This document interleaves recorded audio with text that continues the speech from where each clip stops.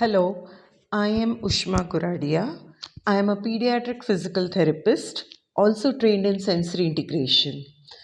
I prefer to call myself a sensory motor therapist or the work I do as sensory motor therapy. There are reasons why. To parents who have children with special needs, sensory issues are very important. They are a cause of serious concern. Sensory issues such as flapping hands, the child spinning themselves, the child looking through the corner of their eyes, or not being able to chew and eat properly.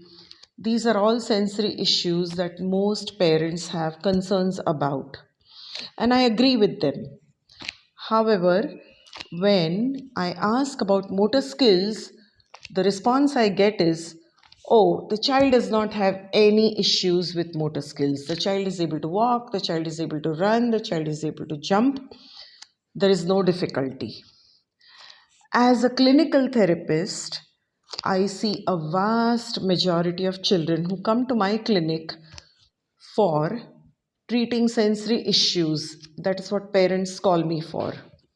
I see a vast majority of children having motor issues also, or difficulty with motor skills also. Yes, the child may be able to jump, but the child is jumping with a parent's help. Yes, the child may jump, but after multiple prompts by the parent. The child may be able to climb up and down steps, however, they may hold on to a rail, or they may not climb up and down using the correct feet pattern, which is appropriate for age.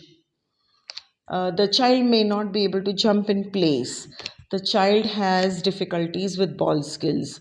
So, these are all the motor difficulties that are generally seen in children with special needs who present with diagnoses such as autism, learning difficulties, and developmental coordination disorder. Let us understand and let us remember that sensory and motor components go hand in hand. Sensory and motor are interconnected. Think of sensory being the input and motor as being the output. Therefore, input is sensations perceived by the brain, and motor is the action or the action of the muscles, that is the output. Every skill has a sensory and a motor component. For example, riding a tricycle or riding a bicycle. The sensory components are the movement, the balance, using both legs to pedal, that is, coordinating both sides of the body to pedal the bicycle or the tricycle, making turns with the bicycle or a tricycle, that is, directionality, changing directions. These are sensory components. What are the motor components? The motor components are the muscles that are required.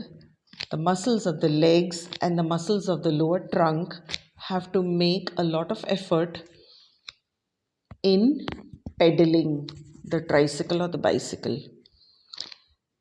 Every function has a sensory and a motor component.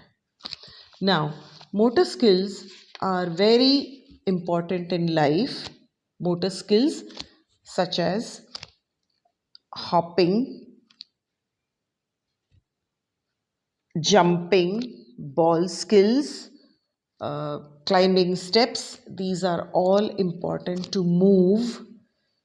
They are all important to make friends. They are all important to engage with peers. Motor skills or motor abilities are also important in ADLs or the activities of daily living.